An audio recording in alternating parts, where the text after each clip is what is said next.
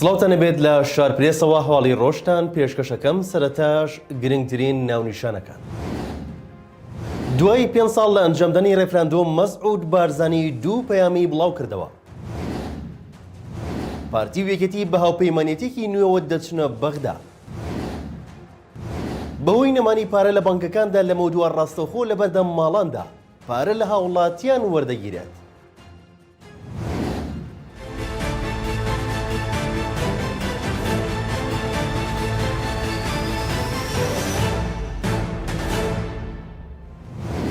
ئەمڕۆ 25 ئەیلول 5 ساڵ تێپەڕ دەبێت بەسەر ئەنجامدانی ڕێفراندۆمی خەڵکی کوردستاندا کە مەسعود بارزانی سەرۆکی ئەو کاتی هەرێم و بەشێکی زۆر لە سەرکردەی هێزە سیاسیەکان ڕابەرایەتیان دەکرد. لە ساڵیاتی ئەو ڕۆژەشدا بارزانی لە پەیامێکدا ڕایگەاند ئێستا شەڕی شکاندنی ئیرادە و سوتاندنی کەلتور و نەماوەنی باوەڕ لەگەڵ کورد دەکرێت. مەسعود بارزانی سەرۆکی پارتی دیموکراتی کوردستان کە لە کاتی ئەنجامدانی پرۆسەی گشتپرسی خەڵکی هەرێمی کوردستاندا سەرۆکی هەرێمی کوردستان بوو. ئەمڕۆ لە 5مین ساڵیادی ئەنجامدانی ڕێفراندۆمدا لە هەژماری خۆی لە تویتەر هۆنراوەیەکی بڵاو کردووەتەوە و ڕایگەاندووە کە ئەو کەسەی ئەیەوێت بەچیادا هەڵزنێت دەبێت بۆ هەتایی لە ناوچاڵ و چۆڵیدا جێبمێنێت کە ئەمەش وەک ئاماژەیەک بوو بۆ هەوڵەکانی سربەخۆیی لە کاتی ئەنجامدانی ڕێفراندۆمدا. هەمان ڕۆژ بارزانی لە فیستیڤاڵی ڕۆشنبیری شاری دهۆکەوە وتارێکی پێشکەش کرد و ڕایگەاند کە دەست و چاوی هەموو ئەو کەسانە ماچ دەکات کە خۆیان نەچەماند و دەنگیان بە ڕێفراندۆم داوە. بارزانی لە وتارەکەیدا باسی لەبوونی مەترسیەکی نوێ کردووە لەسەر هەرێمی کوردستان و ئاشکرای کردووە ئەگەر لە ڕابردوودا بە تۆپ و تەیارە و چەکی جۆرا و جۆر شەڕ لەگەڵ هەرێمی کوردستان کرابێت ئەوە ئەمڕۆ شەڕێکی نوێ لەگەڵ هەرێمی کوردستان دەکرێت کە ئەویش شەڕی شکاندنی ئیرادە و سوتاندنی کەلتور و نەمانی باوەڕ بەخۆبوونە کە مەترسیدارە لە شەڕی تۆپ و تەیارە و چەکی پێشکەوتوو. هەر سەبارەت بە ساڵیادی ڕێفراندۆم کۆسڕە ڕەسوول جێگری سەرۆکی ئەو کاتی هەرێم و سەرۆکی ئەنجومەنی باڵای سیاسی و بەرژەوەندی یەکێتی ڕایگەاند ڕێفراندۆم موڵکی هیچ کەس و لایەنێک نییە و گەلی کوردستان خاوەنێتی. دەژڵێت شانازیە بۆ من کە یەکێک لە ڕۆژە مێژویە خۆشەکانم سەرپەرشتیکردنی ڕێفراندۆم بوو لە کەرکووک و ناوچە کوردستانیەکانمان وەک ئەرکێکی نیشتیمانی ئەو کات پێم سپێردرا بوو.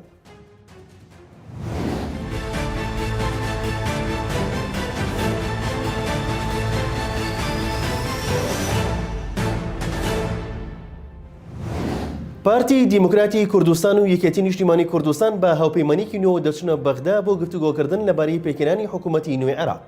بڕیارە لە نزیکترین کاتدا هاوپەیمانێتێکی فراوان بۆ پێکێنانی حکوومەتی نوێی عێراق ڕابگەنرێت و پارتی و یەکێتیش وەک دوو هێزی سەرەکی هەرێمی کوردستان لە هاوپەیمانیەکەدا بەشدارن و بەرپرسێکی باڵای هاوپەیمانەکەش زانیاری ئاشکرا دەکات.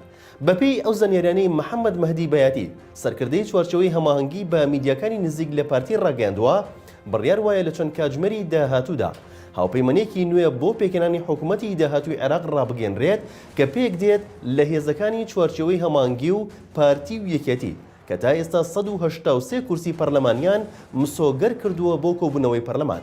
بەیاتی لەبارەی ناوی هاوپەیمانێتەکەەوە ڕایگەاندووە ناوی هاوپەیمانێتەکە ئیدارە دەوڵەت دەبێت و پێک دێت لە چوارچەوەی هەماهەنگی و پارتی و یەکێتی و هاوپەیمانی سیادا کە هەوڵەکان خێراتر دەبن بۆ پێکێنانی حکوومەتی داهاتووی عێراق.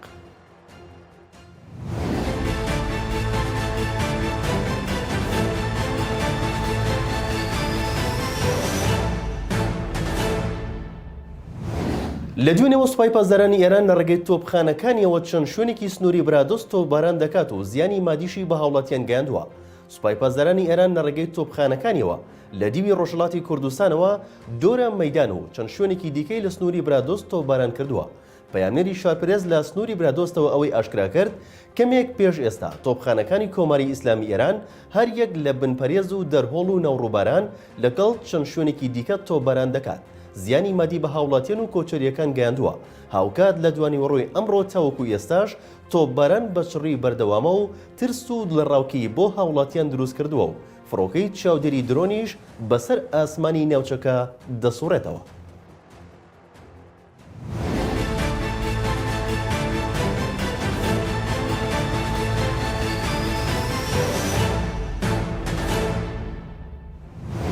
سەرچاوەیەک لە وەزارەتی دارایی حکوومەتی هەرێمی کوردستان بە شارپرێسی ڕاگەیاند ڕۆژی 2 مانگی تشرینی یەکەم دەست بە دابشکردنی موچەی مانگی ئەیلول دەکرێت.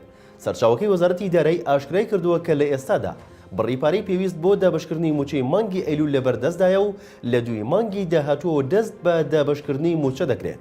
هەروەها سەرچاوەکە ئەوەی خستۆتە ڕوو بانکەکان و گەنجینەکان ئاگادار کراونەتەوە کە دابشکردنی موچە بە هەمان لیستی مانگی ڕابردوو دەست پێ بکەن، واتە بەپێی لیستی مانگەکانی ڕابردوو بێت. ڕۆژی یەکشەمەی داهاتوو دەست بە دابشکردنی موچەی وەزارەتی تەندروستی دەکرێت. دابشکردنی موچە لە کاتێکدایە لە ئێستادا لە شاری سلێمانی کێشەی کەمی پارە لە بانکەکاندا هەیە. بەهۆی نەبوونی پارە لە بانکانی سلێمانی لەمە دووە ڕاستەخۆ پارەی کارەبا لە ماڵان وەردەگیرێت. ڕاستەخۆ لە بەردەم ماڵاندا ئەو کارە ئەنجام دەدرێت.